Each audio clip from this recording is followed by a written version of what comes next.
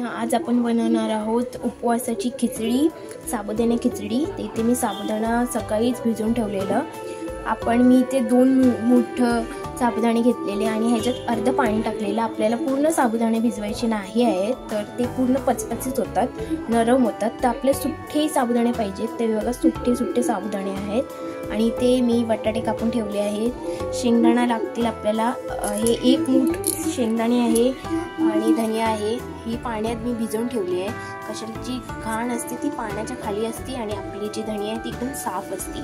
तर हे आपलं वरतून आपल्याला टाकायचं आणि ती मी कढई चढवून ठेवली आहे। आता आपण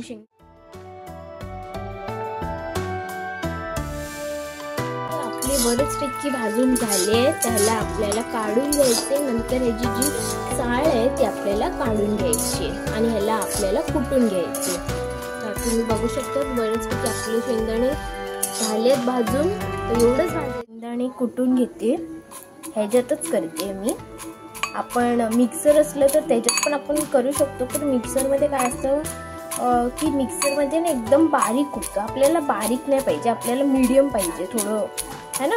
त्याच्यात आपण कुठे मी बारीक कुटून घेतले, एवढंच आपल्याला करायचं आहे। मीडियम चा यूज करणार आहे, फक्त जिरं। उपवासाचं आपण बनवतो त्याच्यात फक्त जिरं चालेल उपवासासाठी। तर हे जिरं गेलं, आपल्याला ह्याला थोडं तडका द्यायचं। नंतर आपल्याला ह्याच्यात बटाटे टाकायचे। हे बघा बटाटे, तुम्ही बघा बटाटे पण टाकले। इथे बटाटे टाकले आपल्याला।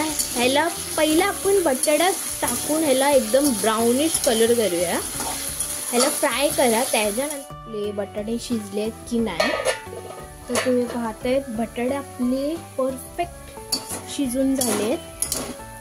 बघू शकतात तुम्ही बटाटे आपले एकदम मस्त।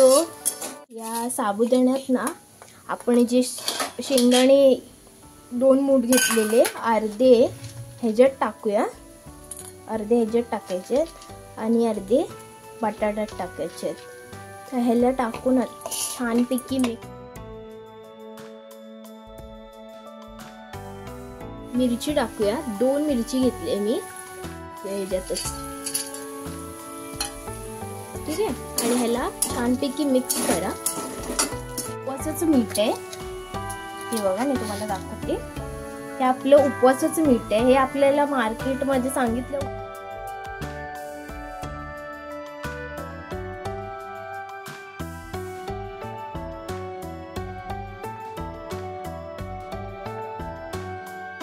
आपल्याला मिक्स करून घ्यायचे आहे त्याच्यात। बघा किती छान वाटते, खायला पण हे सुद्धा छान वाटते।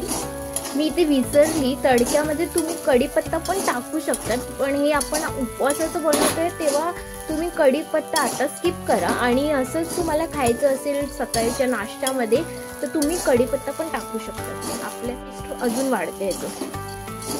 5 मिनिटं